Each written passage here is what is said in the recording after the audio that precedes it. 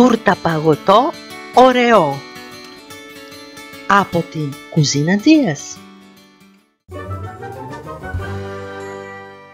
Αν σας αρέσουν τα μπισκότα ωραίο, τι θα λέγατε για ένα μεγάλο μπισκότο παγωμένο σε τούρτα παγωτό ωραίο? Την ιδέα μου την έδωσε η φίλη μου η Όλγα. Το παγωτό μπορεί να είναι εμπορίου ή να το φτιάξετε πολύ γρήγορα και απλά με το δικό μου τρόπο, αυτό που θα σας προτείνω. Και είναι πανεύκολο και πάρα πολύ γευστικό. Πάμε να τη φτιάξουμε λοιπόν.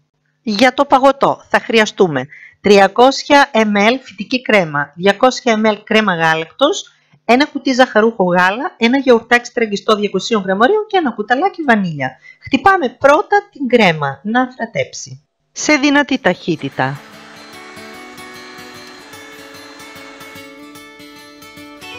Προσθέτουμε ένα κουτί ζαχαρούχο γάλα των 400 γραμμαρίων.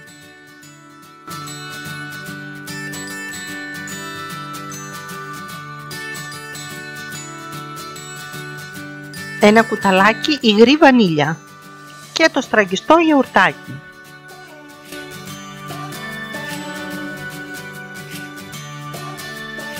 Θα το βάλουμε στην κατάψυξη για 1 ώρα.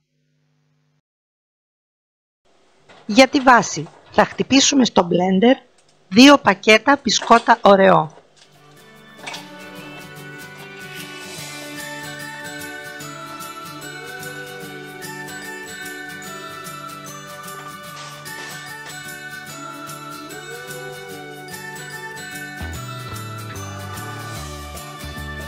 Αρωματίζουμε με ένα ποτηράκι λικέρ της αρεσκίας μας.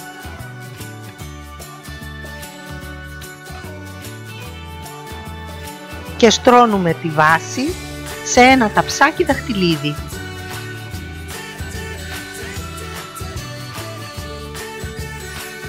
Μετά από 1 ώρα, όπως είπαμε, βγάζουμε το παγωτό και το ξαναχτυπάμε 2-3 λεπτά στο μίξερ.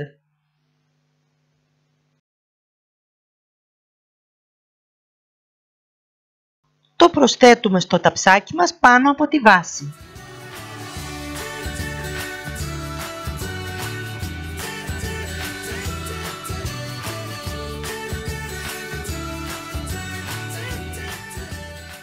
Και θα το βάλουμε στην κατάψυξη να παγώσει για 3-4 ώρες τουλάχιστον. Τώρα προσέξτε, αν θέλετε να στολίσετε με τριανταφυλλάκια την τούρτα, μπορείτε να κάνετε το εξής. Να βγάλετε από ένα πακέτο μπισκότα το περιεχόμενο που έχουν, τη γέμιση τα μπισκότα.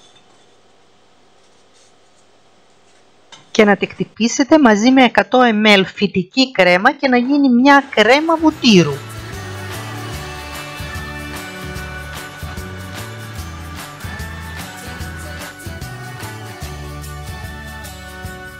Βάζουμε σε κορνέ με ένα κατάλληλο ακροφύσιο, εγώ έχω αυτά από τα μυστικά της κουζίνας, και κάνουμε τα τριανταφυλλάκια σε ένα πιάτο και θα τα βάλουμε στην κατάψυξη ώστε να μπορούμε να τα χρησιμοποιήσουμε ανά πάσα στιγμή, είναι πιο εύκολο να τα προσαρμόσουμε.